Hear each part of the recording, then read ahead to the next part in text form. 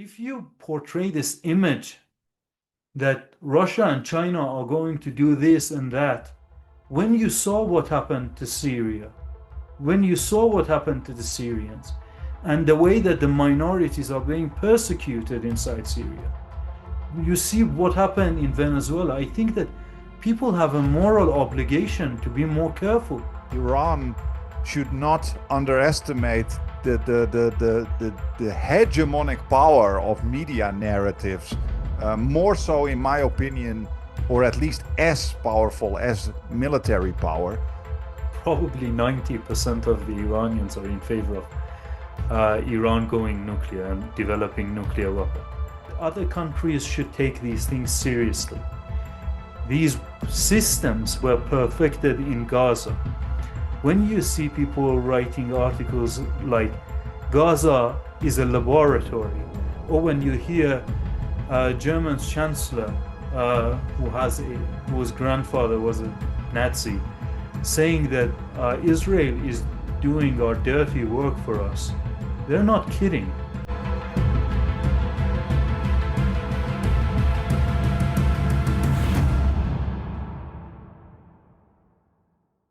Yes, okay.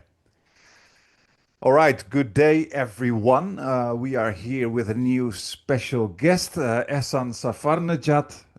We have seen you on many different podcasts lately, and we were quite impressed because you give a very deep, nuanced perspective, often with a bit of dry humor, which we can appreciate a lot, on Iran and the things that are going on.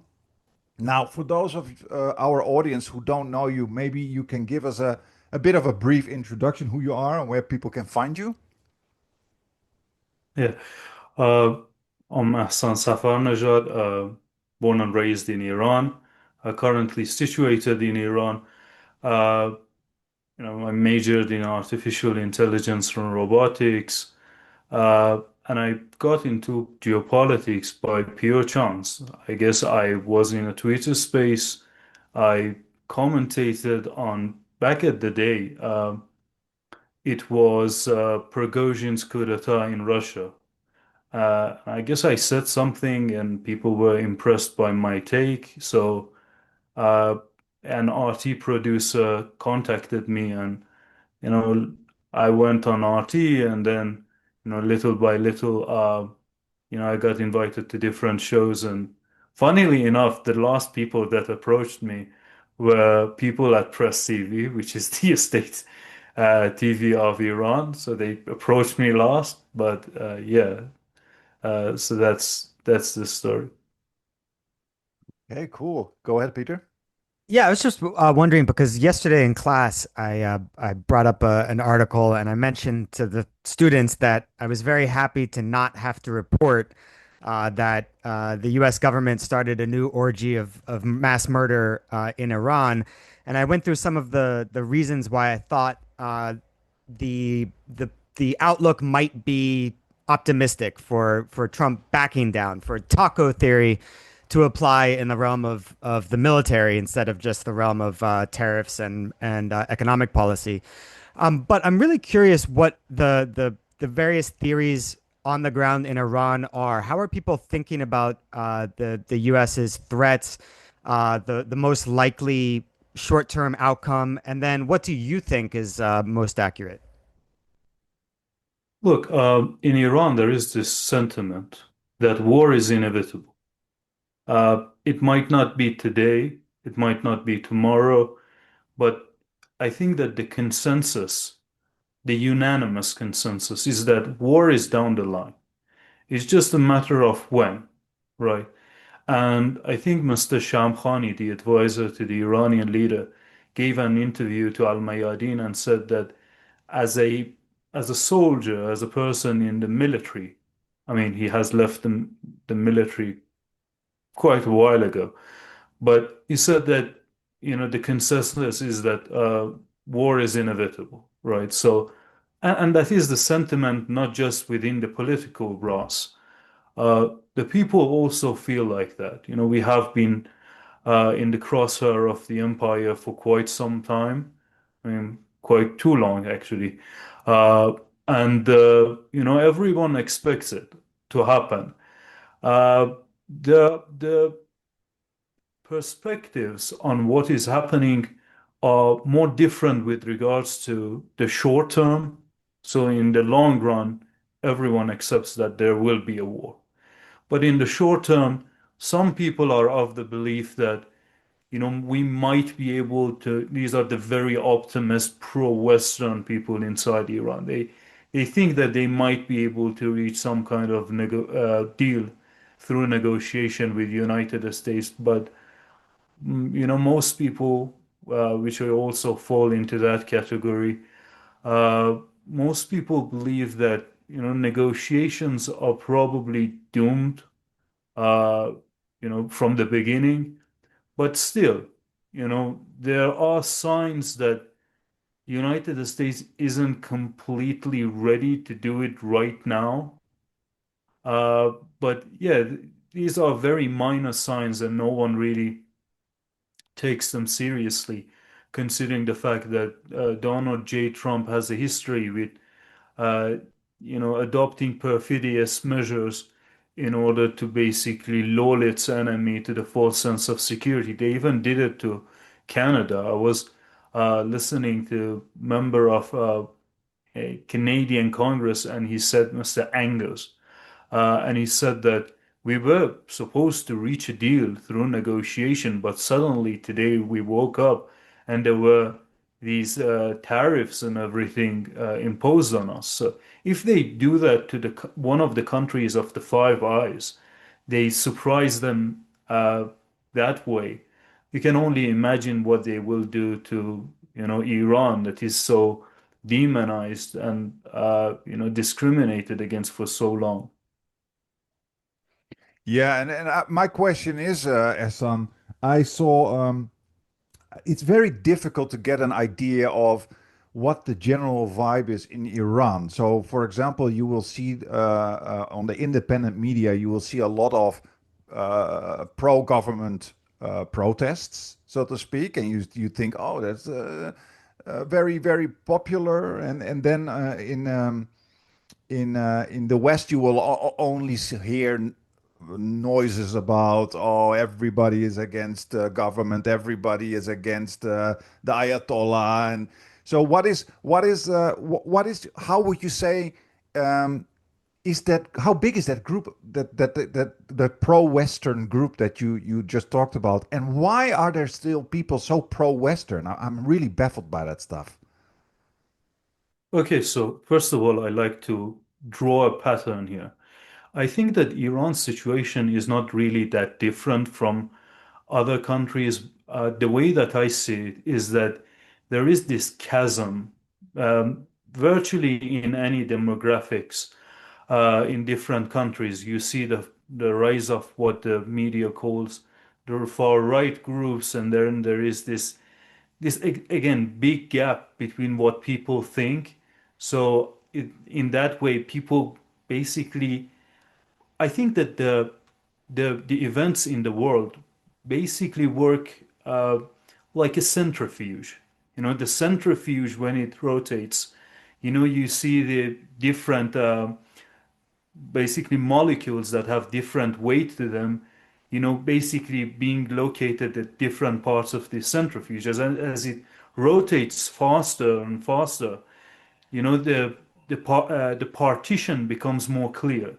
So I think that this is a trend globally and not just in Iran. So coming from that perspective, that Iran is not really that different, the psychology of human beings anywhere in the world basically is the same. I would add this thing that both groups are focusing on a certain narrative. Now, obviously, I support the Iranian government. I have a particular view, but I can't speak for the entire Iranian, for the entire nation. So, but I will try my best in order to be as general and as broad as I can be. Look, one of the strengths that the Islamic Republic has is that it has a very big die-hard group of supporters. That means that if the Iranian leader and the Iranian politicians issue a summon to come to the streets and gather in order to show their support for the country, they will mobilize very soon, right? At least 20 million people inside this country are ready to come to a street whenever the governments demand it, in support of the government. And that is despite every issue that they have with the government. I'm a supporter of Islamic Republic. And I can't tell you how many of the Iranian politicians I hate. That's the thing. But what we see is a constitution, is a trajectory of a government that started through a very popular revolution, and it has things that it still makes it worth fighting for. And by the way, it doesn't hurt that the opposition to the current government is just awful. You go to their gathering, they carry more Israeli flags than the former flag of Iran, the imperial flag of Iran. You see the way that they're rabid Zionists, that they are uneducated. There is not a single intellectual amongst them.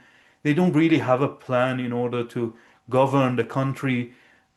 During the revolution of 1979, you could see chants that would showcase what the revolutionaries are thinking about. And you could have a perspective. You would have authors like Ali Shariati, Motahari, Beheshti. These different people would write books, and you would read, and you will find out what they thought about.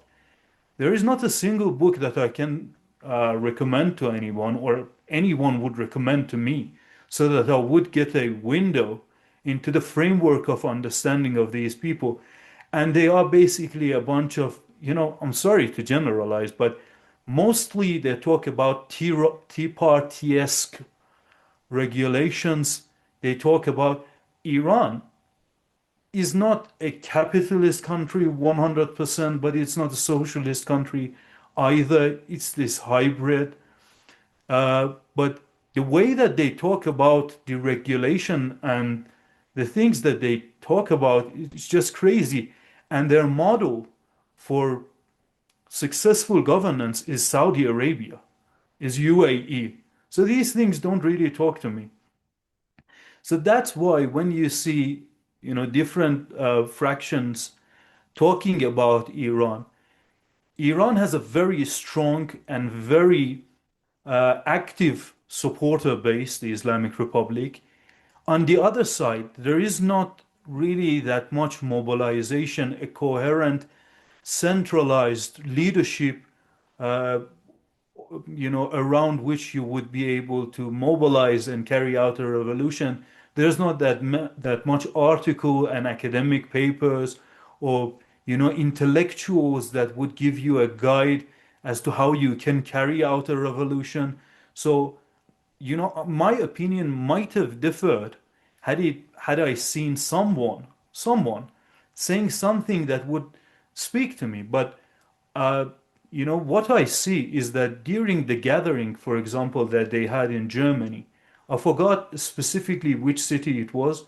It might have been Berlin, but all of these people came, all of the people in diaspora, which, by the way, they are not the best representatives of the country, considering the fact that some of them were people who were benefiting from the monarchy of Shah, because it's a kind of a caste system. So it makes perfect sense for them to be opposed to this government. They lose their privilege. Some of them, not all of them.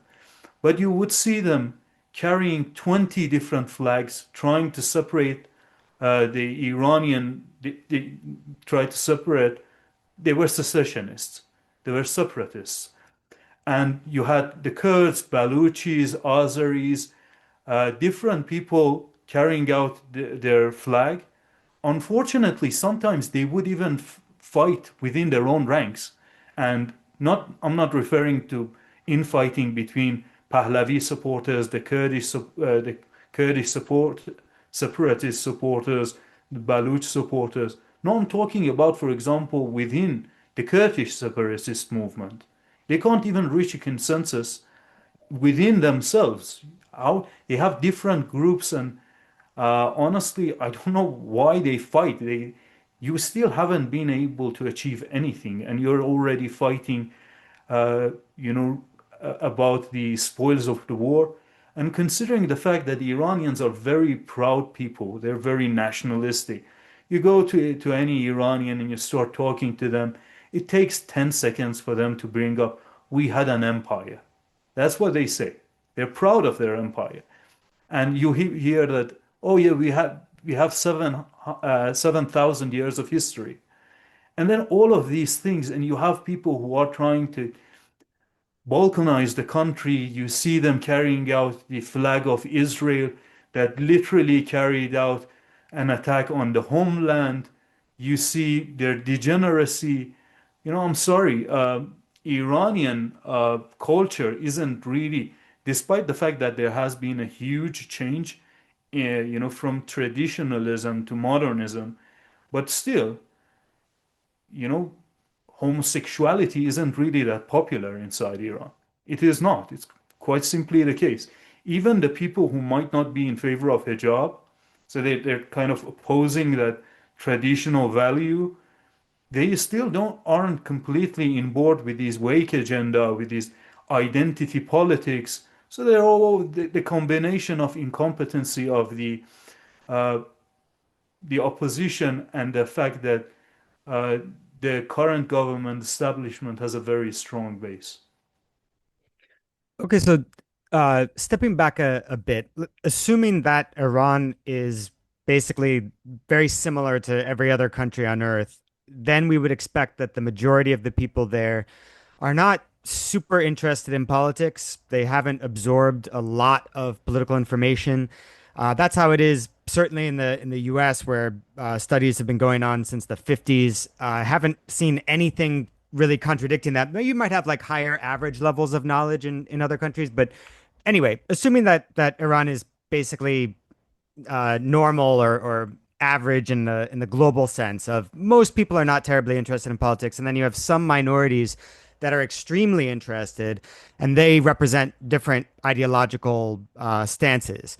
So it seems like what you're describing among the protesters, you characterized a certain group of protesters as not really having an ideology that you can make much sense of. It seems to be very reactive, simply disliking the current government, having problems with aspects of their governance, or maybe even just having problems with the economy, which is the entire point of sanctions as economic warfare, is to make people upset at the economy and then overthrow their government. But so it sounds like there isn't that kind of coherent ideology.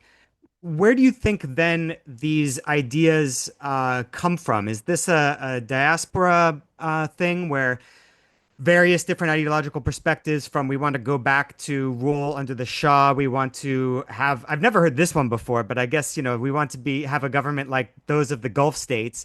That could come perhaps from the Gulf states themselves. But where do you think the main source of you know, attempts at persuasion, you can call it propaganda, you can call it whatever. Where do you think these major attempts are coming from? And can you kind of shine some light on that? I usually delve into the details, but you guys kind of direct and coordinate your interview in such way that it becomes more about, the sort of more philosophical aspect of things. But I'm going to kind We of are break that psychologists, flow. Ehsan, so maybe that's the reason. Okay. So I'm going to break that flow, unfortunately, because I'm more of a security slash military expert, and I talk mostly about geopolitics. And look, the daughter of Shah married a Zionist, a Jewish Zionist. I mean, we have no problems with him being Jewish. The problem is that he's a Zionist with the ties to Israel.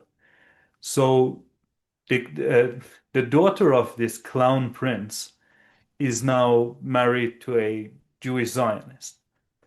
Basically, the same model that happened, that occurred in United States with Ivanka Trump marrying, Jared Kushner, and then, you had the recent DOJ files uh, being published and then taken off the internet.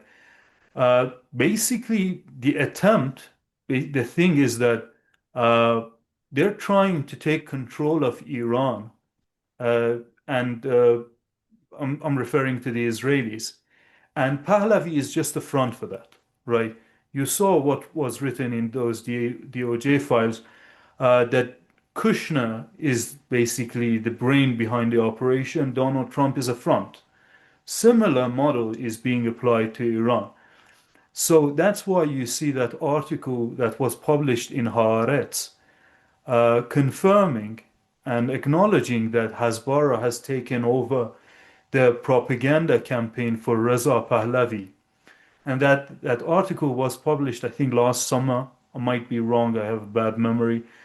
But that happened during the nationwide blackout that we experienced in Iran, internet blackout, I should clarify, that we saw in Iran. Not only Reza Pahlavi's, I'm referring to the Clown Prince, Reza Pahlavi's tweets didn't get less views and less likes. Actually, the engagement with his tweets skyrocketed. He would get at most 1 million views on his tweets. Now he's getting suddenly 6 million views on his tweets. He would get 50,000 likes. Now he is getting, I don't know, 100, 300,000 likes on his tweets very easily. So it's very clear what is happening, and it's very clear why they are trying to do it. If you if you marry a Zionist and with an empathy towards the Zionist cause into the royal family, and if you establish that kind of system of governance, you're basically securing the future of your country, your national interest of your own country within the targeted country. Now, considering the fact that Mossad has been on the record on Twitter in their official account in Farsi, stating that they are literally on the ground, walking shoulder to shoulder with the Iranian protesters, is it really that strange that they would also handle the media campaign warfare against Iran?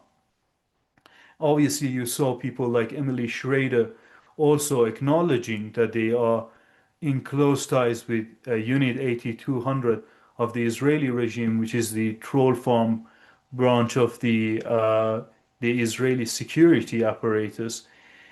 One thing that the Israelis do, and it's very important, you have to understand how the Israelis work.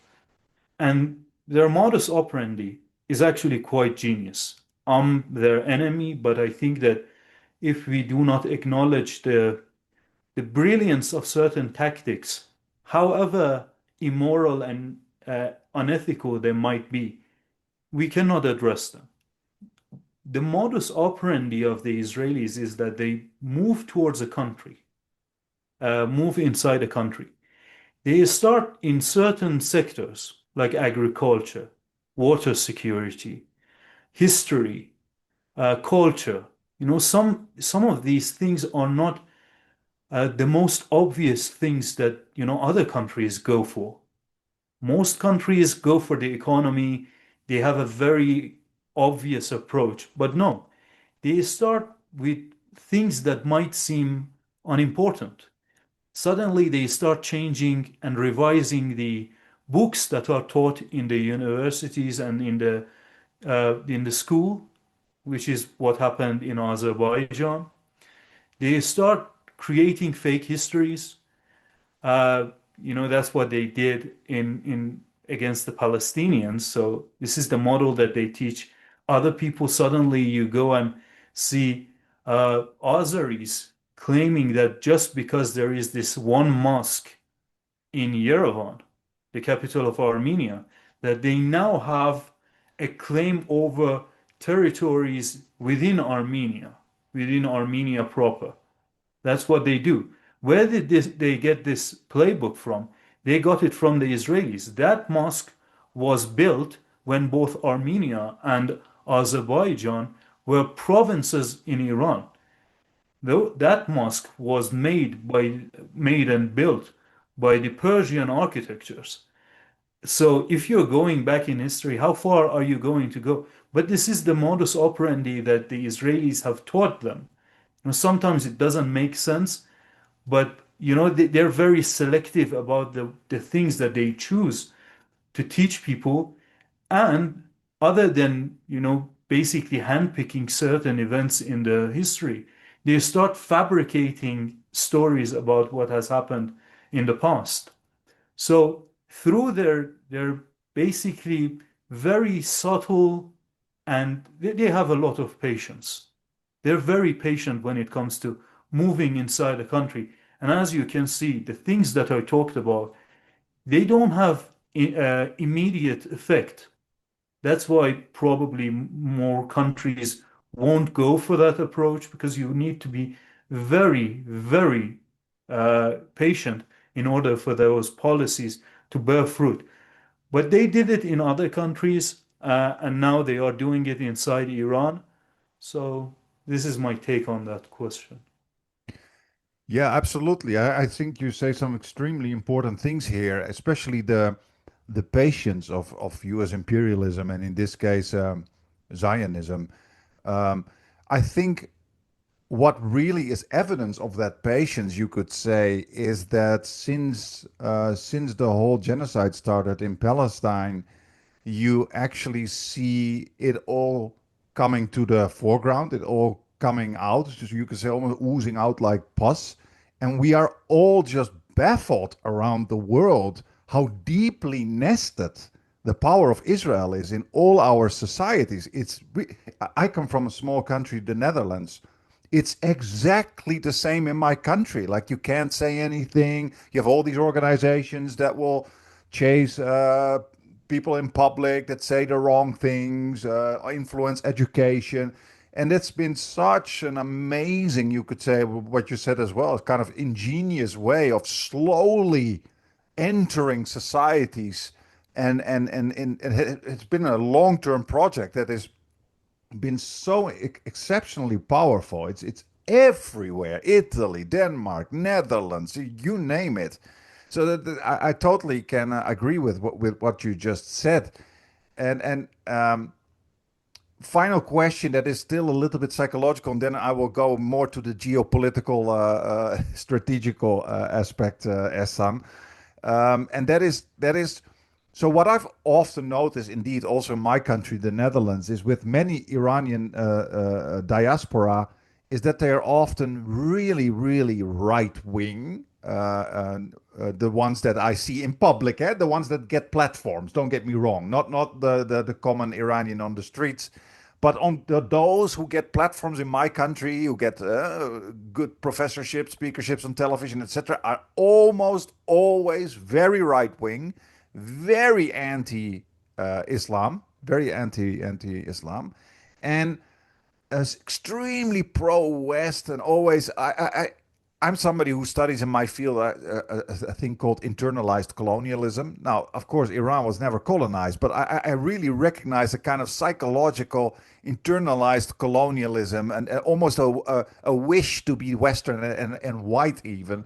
And I always wonder, like, is Iran properly protected against that kind of psychological indoctrination by the West?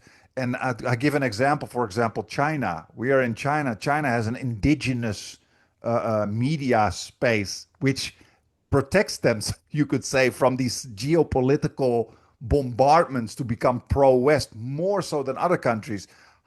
Final question on that psychological aspect. How is that in Iran? I've been waiting for someone to ask me that question, so I really appreciate this question. Thank you. Look, first of all, I don't know what the reason behind this was. Maybe it was the fact that you're polite, maybe it's because of your academic background, but let's call a spade a spade. You call them far right, in most cases, they're fascists. Let's call the spade a spade. So I do concur. We exported the worst of us to the rest of the world. I do apologize, but at the same time, not really that much because your government brought this upon you guys. So what can I say? Look, Agree. you're you're absolutely right. And the problem is that again, you even gave a little bit of the answer in your question. Look, there are 250 network channels that day and night publish propaganda on the Islamic Republic. And then you go to the internet and you start browsing, you go and make an account in different social medias. It's X, it's Instagram, it's Facebook, and all of them are controlled by United States, the US empire. So you go to the internet, most news outlets are again CNN, Reuters, it's very clear what they tell tell and broadcast to people. Then you go and, for example, you want to play a game. I recently said this on Vanessa Billy's show. I played this game, Call of Duty Modern Warfare 2, the rebooted version. Uh, and it's very interesting. At the first mission, you assassinate someone called General Ghorburani, uh, who is basically General Soleimani. And then the rest of the game is about this guy, Hassan Zayani, that comes and takes the mantle of, basically leading the Quds force, and he is going to invade United States. That's how they actually had the guts to use that wording that we're not attacking, we're invading. In the game, there are many times that you come into context of Hassan Ziani's men, and they're called Al-Qatala. Funnily enough, their name rhymes with Al-Qaeda. Last time that I checked, Al-Qaeda was created from the Mujahideen in Afghanistan in a fight against the Soviets. Even Hillary Clinton admitted that. There's literally pictures of them being in the Oval Office, sitting in front of Ronald Reagan, right? And now the president of Syria, Ahmad al-Shara, is the former head of Al-Qaeda in Syria, right? So Al-Qatala, the name of the Hassan Ziani's men are Al-Qatala. There are literally, when you come into context with them, there is this operator, the CIA operator, say, this is a cue. These are Hassan's men. There was this email by former National Security Advisor Jake Sullivan to Hillary Clinton that said, Al Qaeda AQ is on our side in Syria. So you see the complete 180-degree inversion of what has happened in reality. Iran fought against ISIS and Al Qaeda. But again, you go turn on your TV, you see BBC Persia. The government of Britain, that is literally receiving tax from its own civilians to broadcast them, their programs. It's called TV licensing fee or whatever. They receive that from their own citizens, but out of the kindness of their heart. God bless Queen, I guess now the King, for being so generous towards the Iranians. They broadcast it for Iranians free of charge. You'd have Iran International, which is so popular inside Iran, unfortunately to my dismay, that is very popular again, as I said. And you have Barack Ravid literally saying on X that this is a TV network that is used by Mossad in order to push propaganda against Iran. You go to the internet, the news agencies filled with Western media propaganda. You go play a game, in your formative years, when you're a teenager, and I guess uh, you can be influenced by watching these things. You go watch TV shows, TV series. I think there was uh, this TV series called Blacklist or whatever. It had some episodes about Iran. You see Top Gun, the new Top Gun, the last uh, movie in the Top Gun series that was literally about attacking Iran. They didn't mention the exact name of the country, but it was about Iran. Anyone knew that it was Iran. So in each and every facet of life that you go and look at things, you see that an average Iranian is surrounded by the propaganda that is coming out of the West. And unfortunately, it has had such a devastating effect on the mentality of the Iranians that sometimes I have to explain some of the most basic things to some of these people. For example, you can't go and incite violence on social media. Any social media that you go and create an account in, you see that in their terms and conditions of service, they say you can't incite violence. But unfortunately, because of what has happened, they think that this is normal. They think that this is a part of protest. And again, as I mentioned, unfortunately, when we talk about like internet blackout and certain measures made by the Iranian government in order to ameliorate that, albeit in short terms, as they did during this 2 weeks that the riots were taking place, it's like a sedative. It's not a cure for the whole problem. It's like a sedative. We have platforms inside Iran, but they are not regulated that well either. You go to Filimo, which is this video on demand service inside Iran, and you see the whitewashing of Savak. This is literally a a VOD operating inside Iran, and it is whitewashing the crimes committed by Savak. Max Blumenthal has a very good documentary on, what happened in Savak prisons. But again, this is what is happening in Iran. You have Aparat, which is kind of like the Iranian version of YouTube. Yes, for each platform, you have an equivalent. But then you see people and the way that they talk about the country on those very same platforms, and you see that people say whatever they want. Yes, the good thing is that at least on these platforms, they can't outright incite violence. At least that's that red line. But it's nowhere comparable to China or even the social medias that the Russians have and they use. It's not even comparable to that. So I think that there is this abandonment of media warfare in general by the Iranian government. They might have completely forgot about it and basically abandoned it. And there are a lot of reasons as to why that is the case. Look, for example, imagine that you build something like Press TV. You go and you have your channel. They act very cautiously. In the early days, Press TV was really cautious. Now, I guess since they have been their domain was confiscated by United States.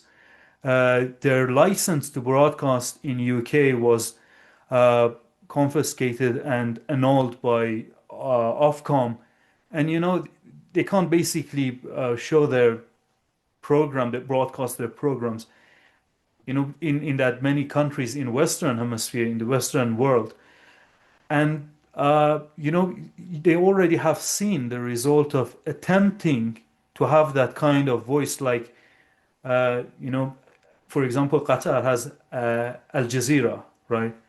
And West tolerates Al Jazeera.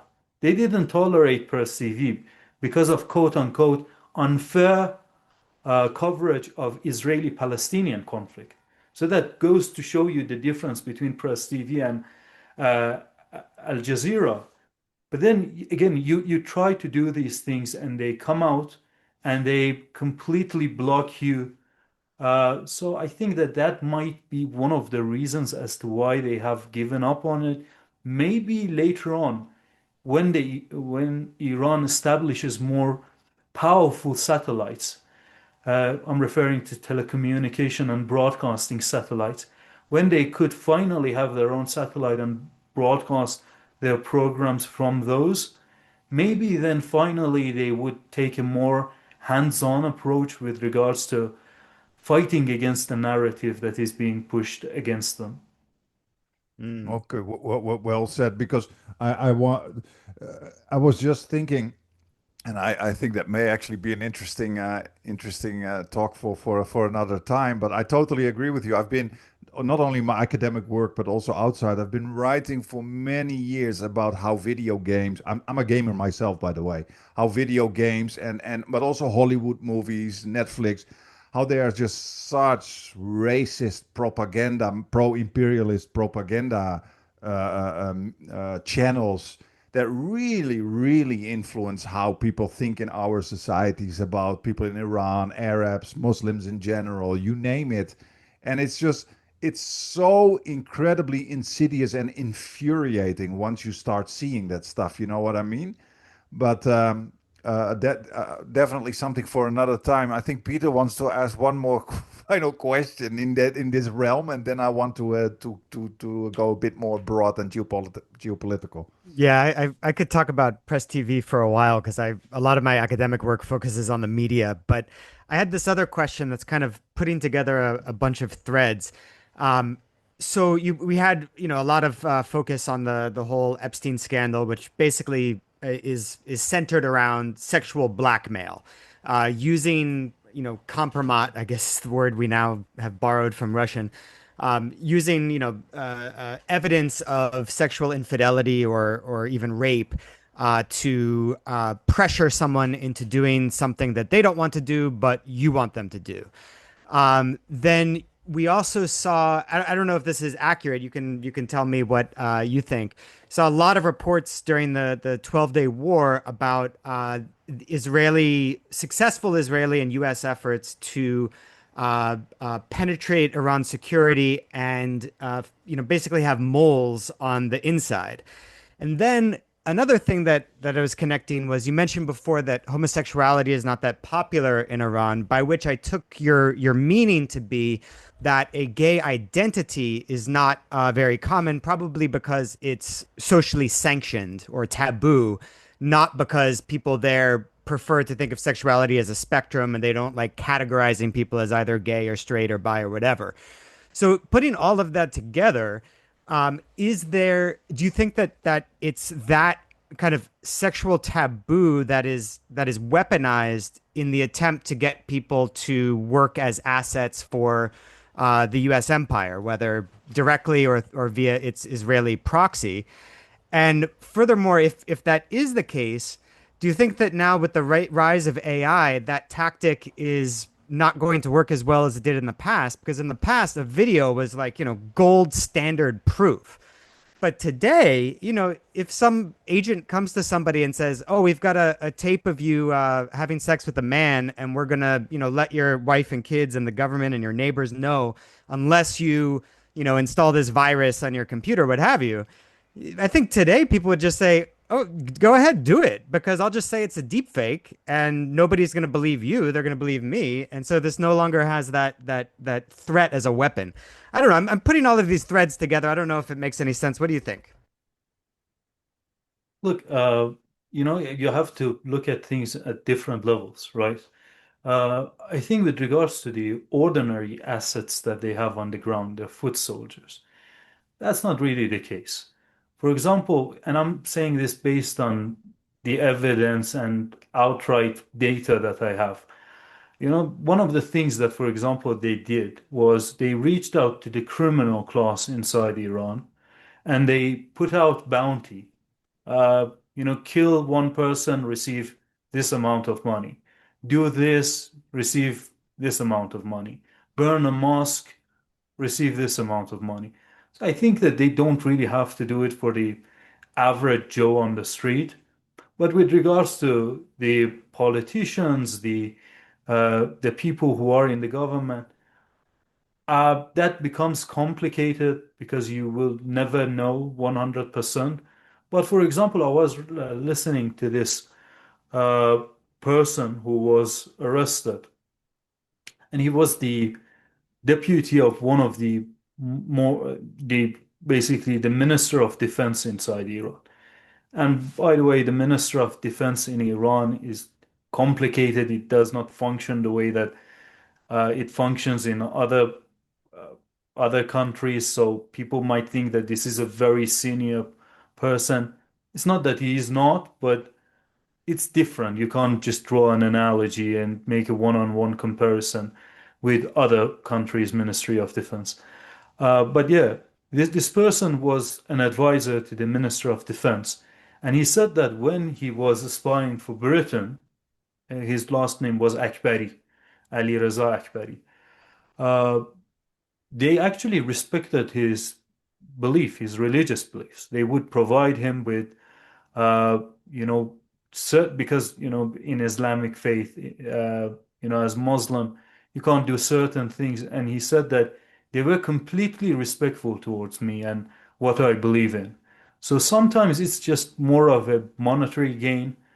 It's not even about, unfortunately, about anything else, because at least, to be stuck in a conundrum in a tough situation and then make a decision as last resort, or I don't know, as a way of basically saving yourself. That is something that people might be able to understand, but betraying your homeland for money just doesn't seem, it seems very bad to me at least.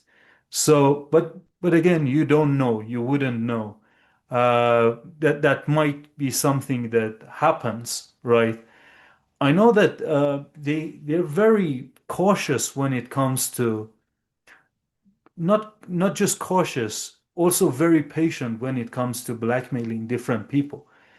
What you said reminded me of when this advisor to the Iranian leader said something with regards to the truth behind the downing of uh, the Iranian airline, which was unfortunately shut down in a friendly fire, right? And he basically, what he said changed things a lot. So what they did was they released a video of his daughter's wedding, which was a kind of a little bit controversial. But his daughter married, earlier this year, but then suddenly they were releasing this kind of dirt on him. Spoiler alert, it wasn't really that much of a big deal.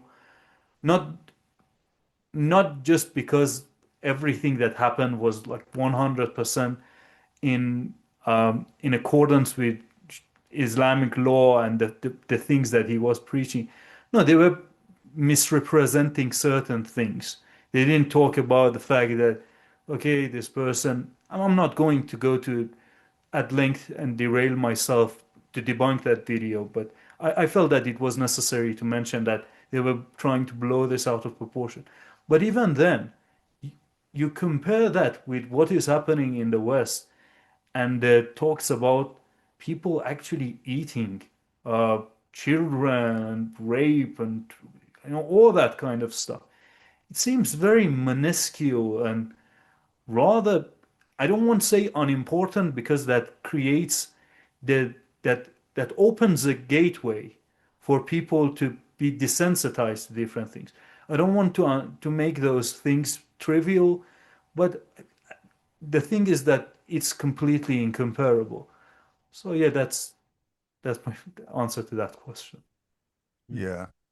Yeah, no, I totally agree with you. And like I said, the fact that we have a child raping pedophile ring bombing and imperializing the world, to use a self-made word, and dominating other societies' media results in the fact that the most depraved monsters are able to say that their victims are the depraved ones and they are the civilized ones. I mean, up to today, in the third year of a genocide, Netanyahu still says that that they're dealing with savages and their civilization fighting barbarity. And it's the total opposite. If you just look at the facts, it's the total opposite, but yet it works indeed because the media power of the West in general, and that's also why I think personally, and probably you will agree with me, that Iran should not underestimate the hegemonic power of media narratives, more so, in my opinion, or at least as powerful as military power, because this is, I think, the reason why China is still doing relatively well is because they have, to a certain extent, information sovereignty. I think that that plays a huge role. But to jump away a bit from that and to ask you the big geopolitical question that everybody wants to know, and I'm pretty sure you've already talked about it quite a lot. Big question. Do you think Iran, now that the threats don't stop and a war is probably inevitable, do you think that Iran will ever go nuclear? That's number one. Number two, what do you think the average Iranian thinks about that? And number three, do you think there's any way out without going nuclear?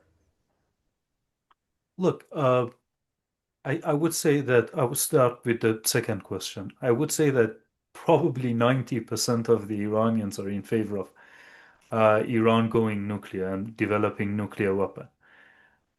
So that's that. But with regards to developing nuclear, look, it's such a tricky question to answer because you have multiple things. It's not just about building the nuclear bomb itself. And if you go and read the reports by IAEA, you know that Iranian nuclear program is so advanced that we can build it. We can build it. Iran has, so for example, let me describe to you how the nuclear program works, a civilian nuclear program. You first have to mine the uranium ore, then you mill it, then it's called mining and milling.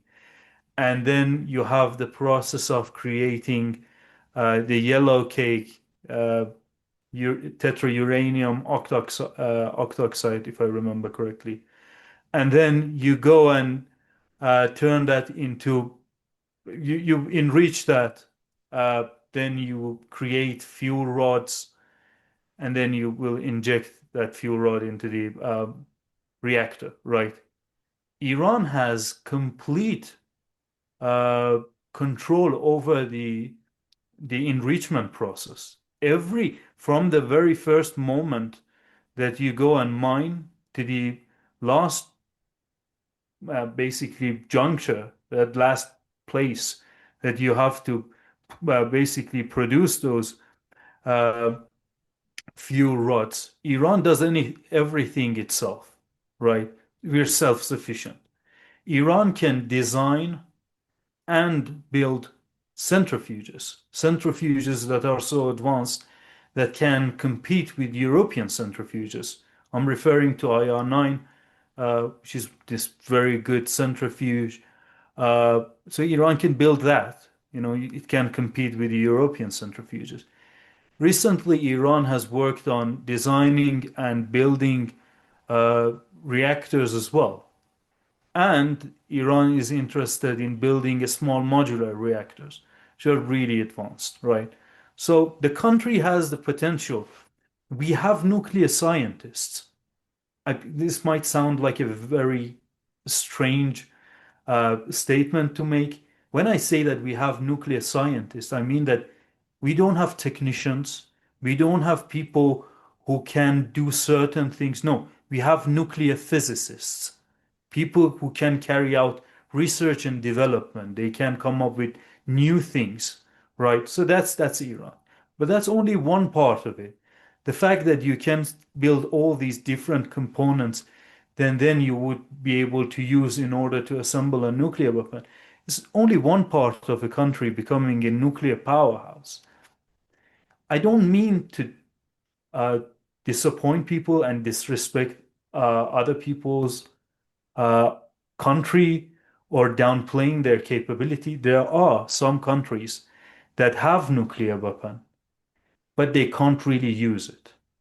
It goes much beyond just building that bomb.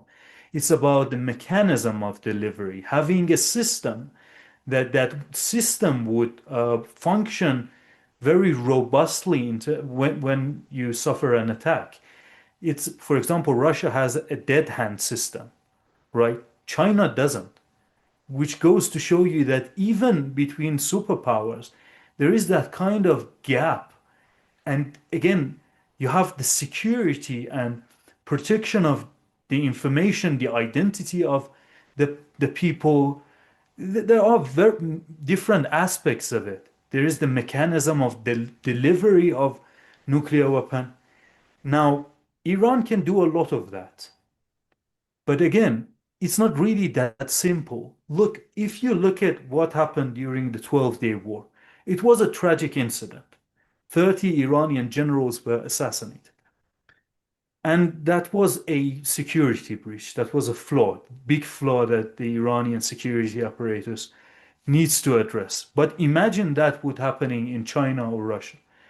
I know, that cannot happen. People, there are already people who are typing this in the comment section that Ehsan, that will never happen because they are nuclear, established nuclear power. Sure, sure. But for the sake of thought exercise, let's imagine a crazy world in which that has happened, right? How well would you think Russia or China would function on that, under that situation?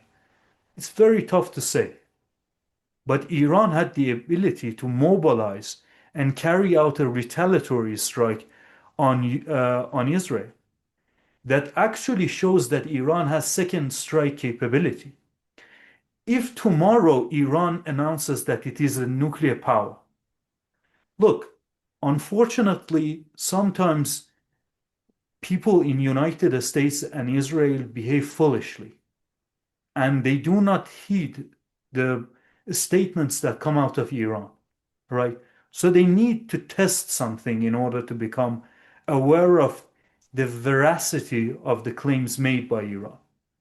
Now imagine they had carried out an attack on Iran under that circumstance without knowing that Iran has this second strike capability. Iran now has solidified that it can perform under extreme measures. It has a very robust armed forces. Had it happened under that situation, it would have been very, very, uh, you know, basically complicated to address what would happen. Iran would announce that it is a nuclear power. The Israelis would use that as a justification to carry out a nuclear attack on Iran because Iran is a nuclear power. And then you would find yourself in this very complicated situation. There is a flow to the development of things, which I think people don't really appreciate. Again, with regards to the range of the missiles that you need to build in order to establish that you have the means to delivering the warhead to your enemy. So, for example, Iran can build, very, very long range missiles. It can build magnificent rocket engines. But if you do that, and if you build a rocket engine that has a long range, it generates enough thrust in order to carry out a large warhead and deliver it to a target very, very far away from the country. Well, one of the tests that you need to carry out is this test that we call static test. You can literally see OSINT accounts on X. I'm not talking about the people who have the access to satellite imagery and the kind of satellites that the United States has. No, commercial satellites. You can see that there is this basically removal of dirt on the basis of which you can kind of guess how much thrust a rocket engine generates, right? So imagine Iran going to that end, to that extreme, deciding to do that. There is this period that's called a breakaway. I forgot the exact jargon, but during that period, you're susceptible to attacks, right?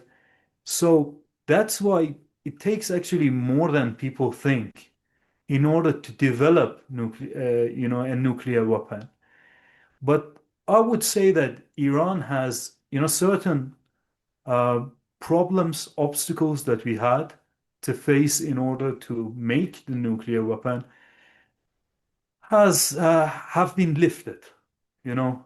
So those issues have been addressed.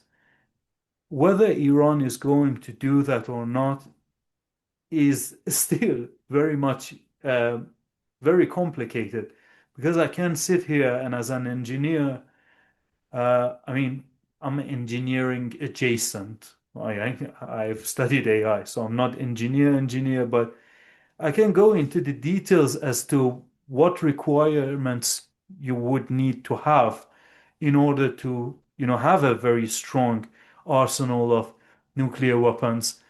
But that is just the technical aspect of it. Still, in today's Iran, our biggest flaw and the biggest, you know, in thing that not inhibits, or impedes our ability in order to make that weapon is the political decision making. You know, there were certain nuclear scientists inside Iran that said, if they ask us, we can build it, no problem. But the problem is that that order hasn't been issued. And I think that Iran has for now decided to stay with being a nuclear threshold country.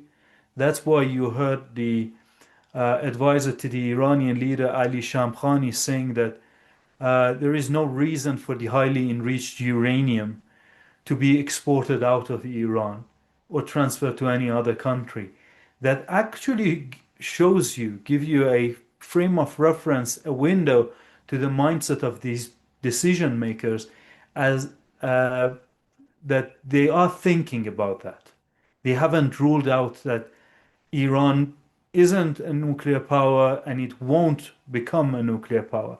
No, I think that they are having very tough conversations, discourse revolving around whether they should develop the weapon or not. Right, right.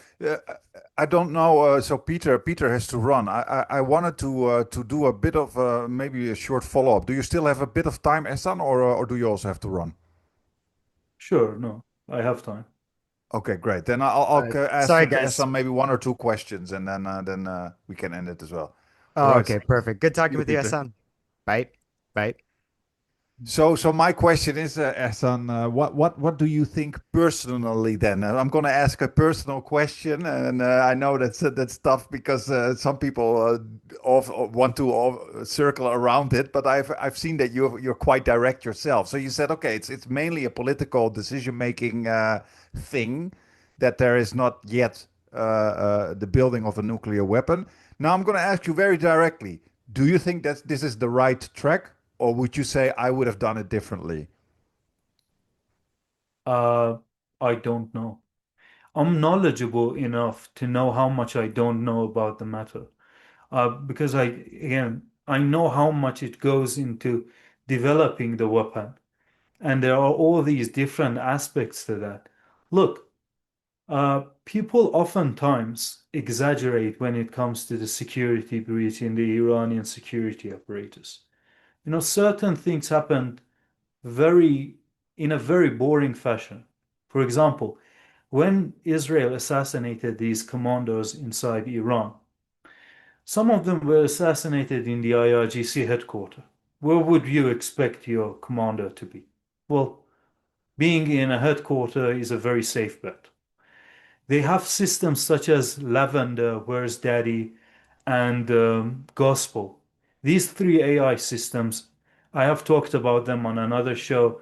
I think that I've talked about it like for an hour and a half, so I'm not going to focus on them. Anyone who wants to know more can go and watch the video about AI, the use of AI on Iran screenshots. But to keep this, to minimum, uh, they have these AI system. Lavender is a target acquisition system. They give you they generate it generates a list of people who need to be assassinated.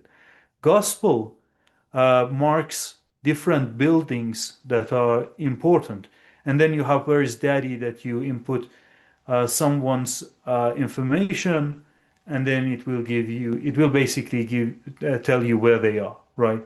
So they use that, and one of the things that I advocated during that interview that was mostly revolved around AI, that other countries should take these things seriously. These systems were perfected in Gaza. When you see people writing articles like Gaza is a laboratory, or when you hear German's chancellor, whose grandfather was a Nazi, saying that Israel is doing our dirty work for us, they're not kidding. Yes, Israel is doing the dirty work of the Western empires for them, because in order for you to perfect your AI systems, you rely on this system of feedbacks. So you need to carry out an operation, see the result, and then integrate the result back to your system. That's one of the things that we do, right? So you can't perfect them, you can't improve them if you're not testing them in the battlefield. So I can see the European politicians salivating when they hear about these weapon systems behind the closed door. And in fact, there is actually this article published that certain politicians reached out to Israel in order to obtain the technology of pager attack, which is so foolish because what happened during the pager attack wasn't a showcase of technology. It was mostly about infiltrating supply chain and then, basically putting this material inside the batteries of the pagers, making them susceptible to heat, which would then they would blow up by sending a signal to them. So that's what happened.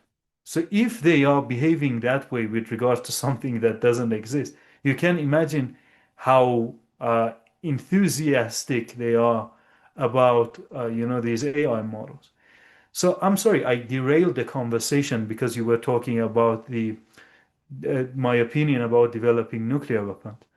So they oftentimes exaggerate about the security breach inside Iran, but there are certain individuals who have been assassinated, and the model in which they were assassinated can't be explained by anything than a human operative being on the ground and conveying the information to the enemy, right?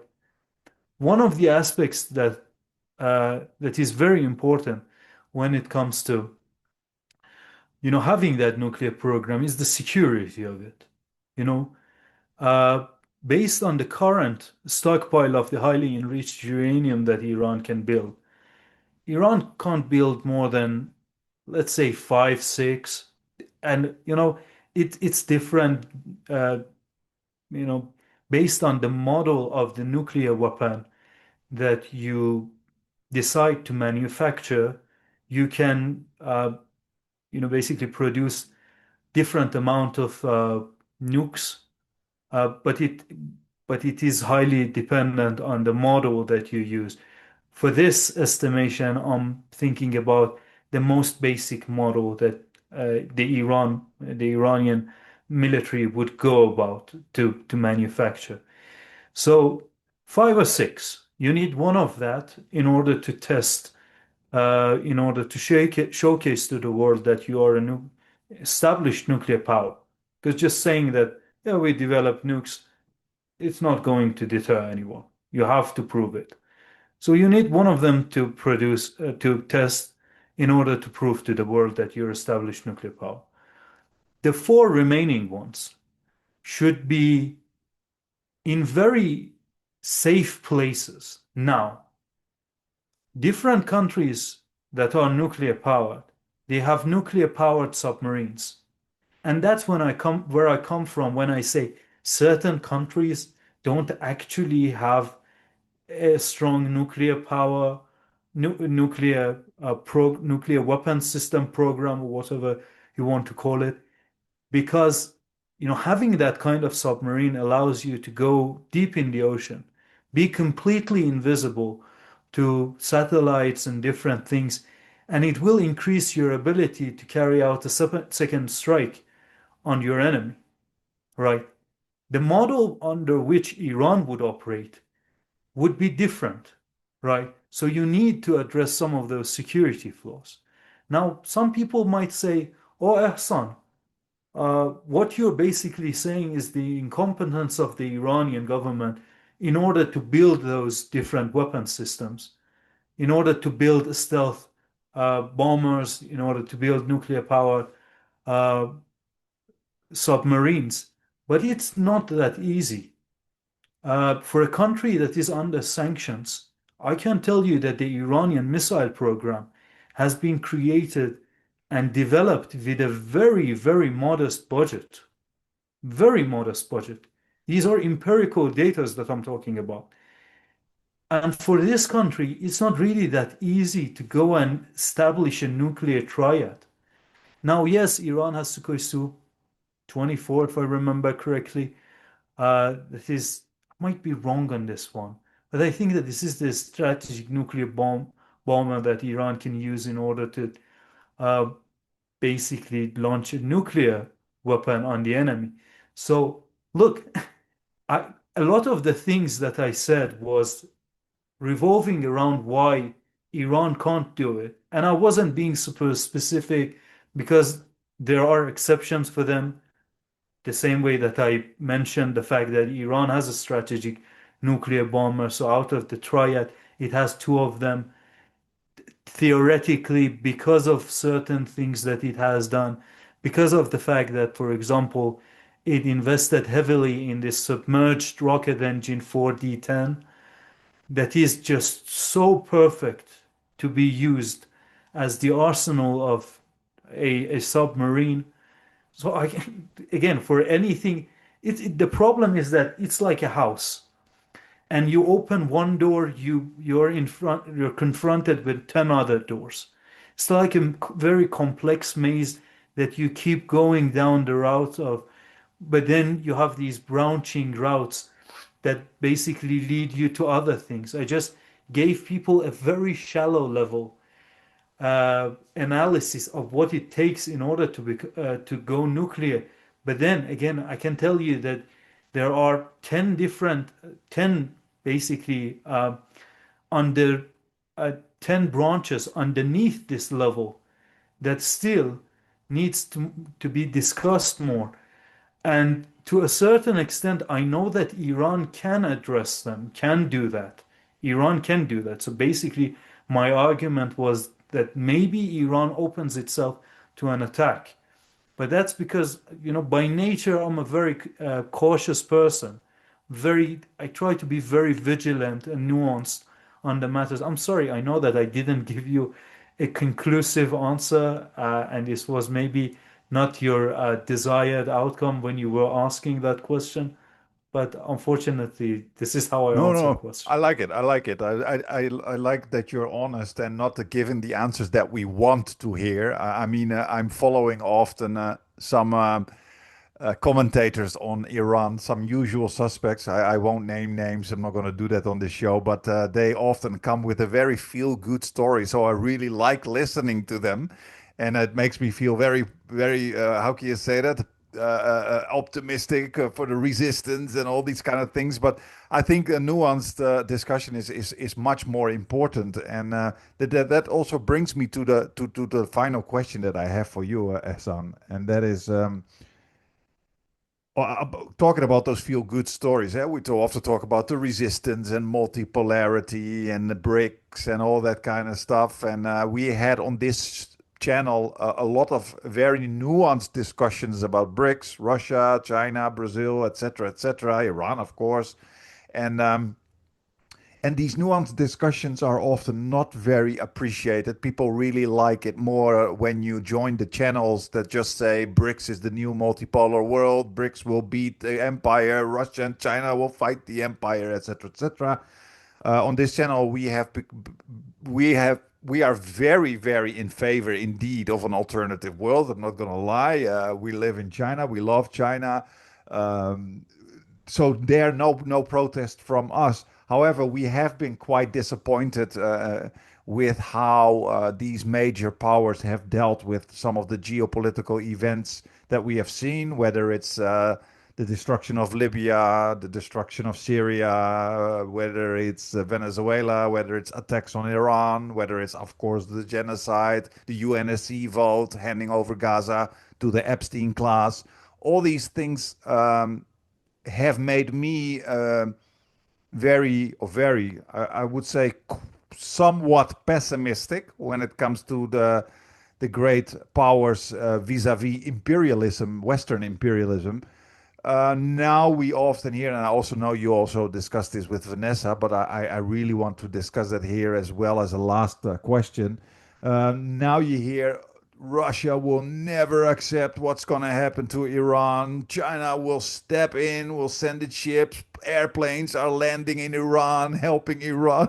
And I'm like, I just, I've seen too many counter evidence when it comes to empire expanding itself to believe all that stuff. But as somebody who is from the region, how do you see that, Ehsan? Okay, since you brought up that I've already discussed this on Vanessa Billy's shows, I tried to take a different route. Look, I think that your audience might have already heard about the 80-20 rule, right?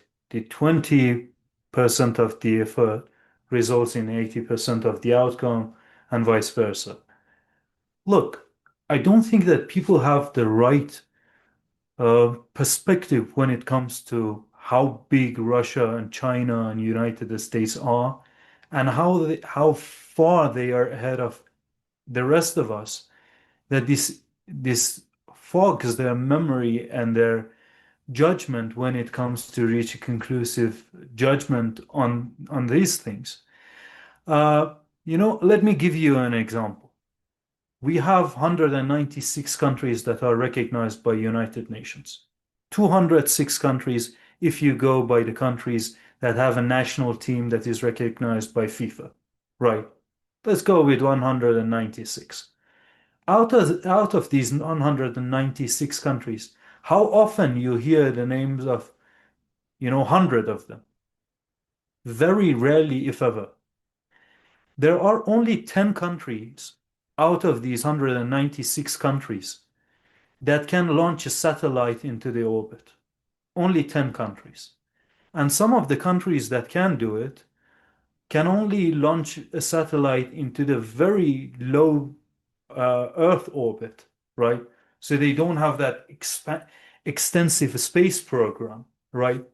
That kind of humbles you when you think about how much of a big stark contrast exists between different countries.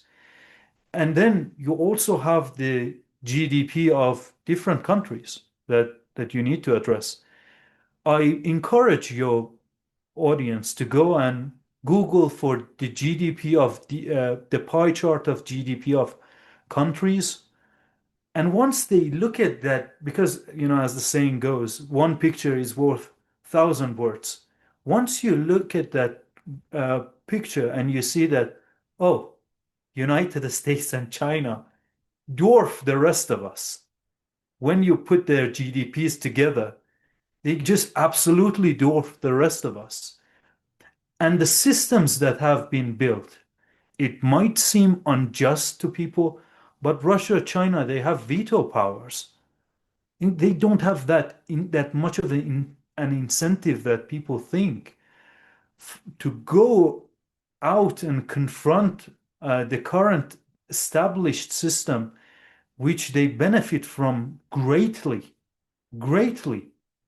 So I think that they're missing how powerful these countries are. Oftentimes, you see the statements that are very sentimental and they're very, you can see that there is a lot of emotion attached to those statements. For example, yeah, Russia has the port of Tartus in Syria. They will never allow that. They need that. You know how powerful Russia is? You think that they are desperate for a single port? If that's your understanding of geopolitics, then I think that we cannot have uh, any discussion.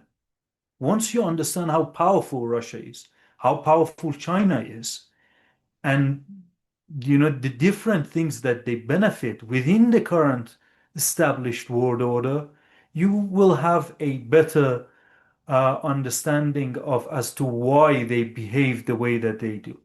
So, with regards to the rumors about the actual military cargo sent to Iran, so there was this rumor that circulated on social media about 12 military cargoes landing from China in Iran. Uh, it's very interesting. I was telling people that there is no truth to that, or maybe the better way of phrasing it would be there is no evidence that would suggest that story is true. And people were attacking men and saying, oh, you need to go and read such and such.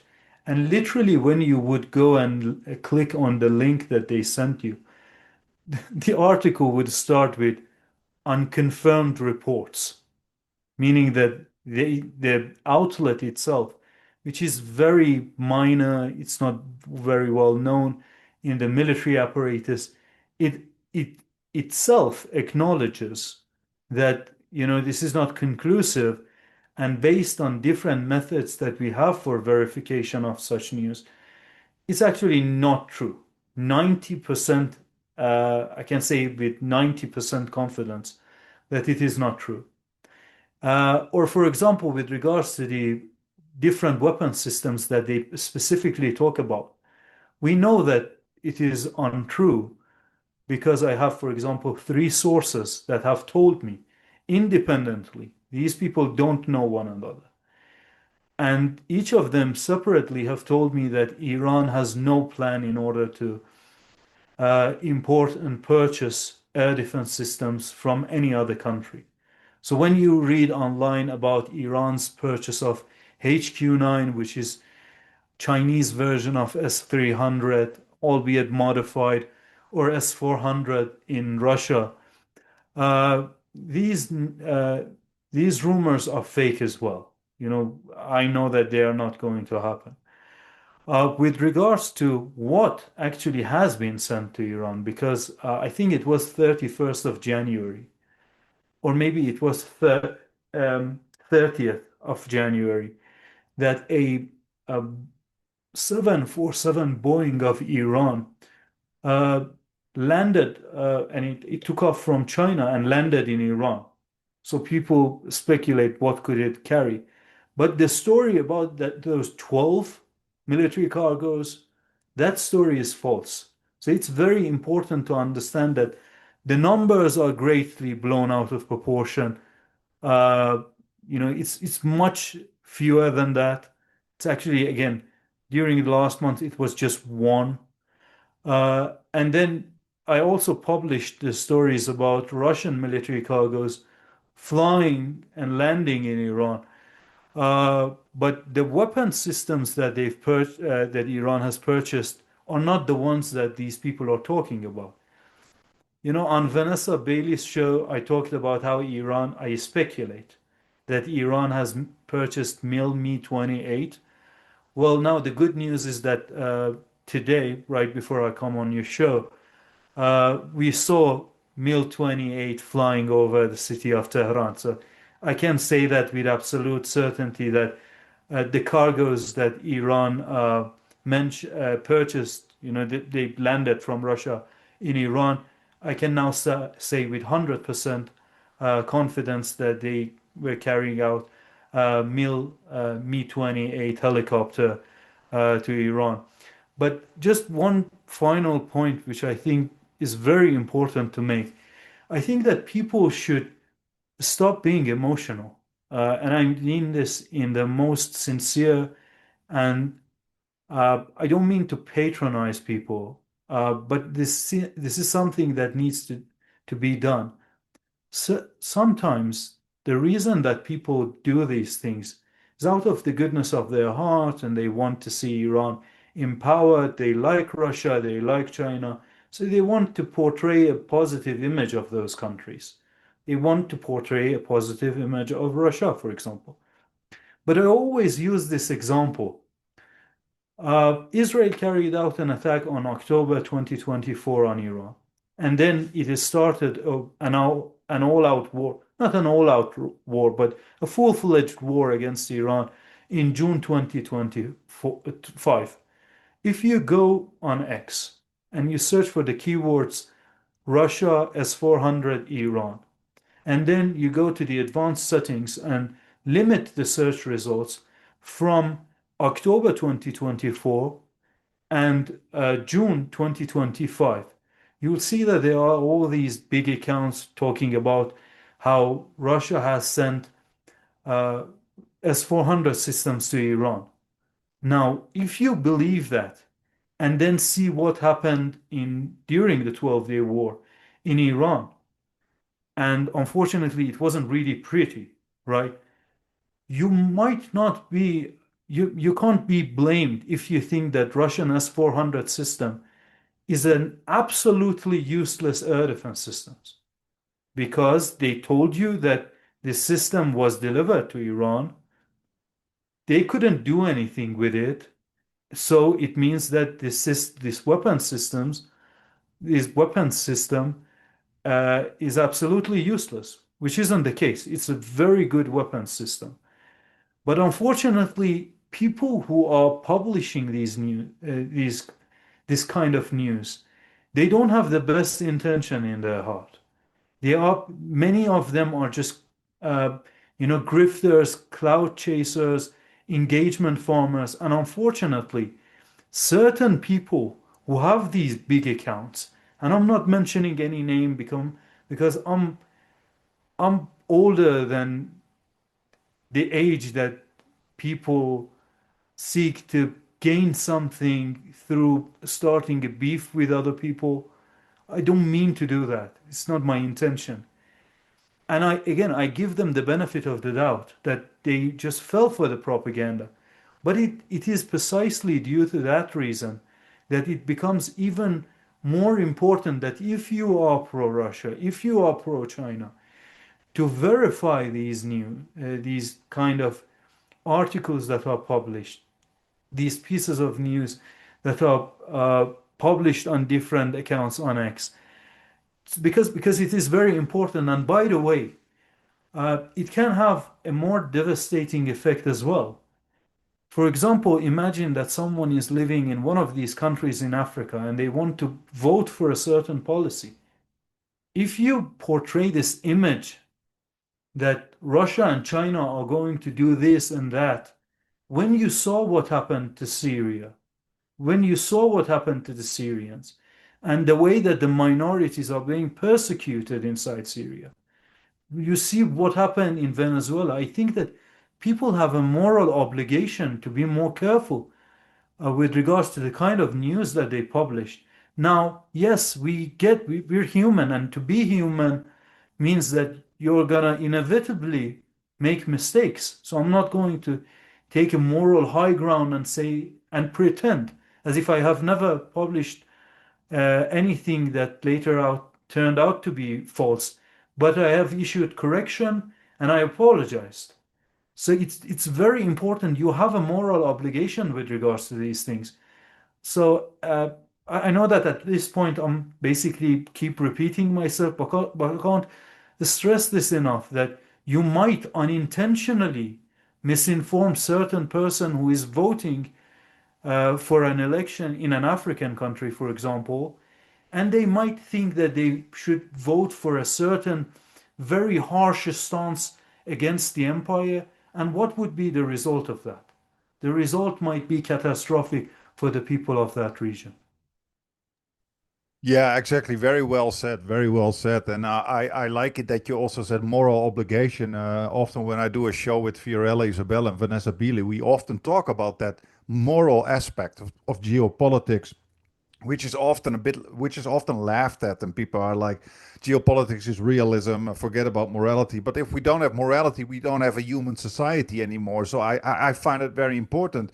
And to add to what you just said, I think you also have a moral obligation to be critical, even to those countries that we love, such as China or Russia, because you see way too much also justification happening when there are certain actions that are inexplicable with regards to imperialism, for example. I still find the UNSC abstention absolutely distasteful, inexplicable, horrible, terrible, immoral. And that includes, for example, I'm half Algerian, half Dutch. I was always very happy with Algeria being so resistant when it comes to imperialism. They voted for it. They did. They also accepted the Trump peace plan, which is absolutely horrible and disgusting. And I make no difference between any countries. So I think that that emotionality indeed often brings us into very immoral corners where people start defending actions that are indefensible in my opinion. Um, Anyway, Absolutely. you've been very generous with your time, Ehsan, and this was very good. I hope we can ask you on again in the future, and I hope you keep going. We keep following you, and let's hope this recording will work. Something just happened, and I can actually see I've been logged out of Zoom, but it's still recording. Oh, please, please, please let this work. I would feel so terrible if this recording would not work. But let's see, let's see. Thanks a lot, Ehsan. Hopefully. Thank you for inviting me to your show. Take care. Okay, definitely, definitely, and talk to you soon. Hopefully. Bye. مع السلامة. Bye.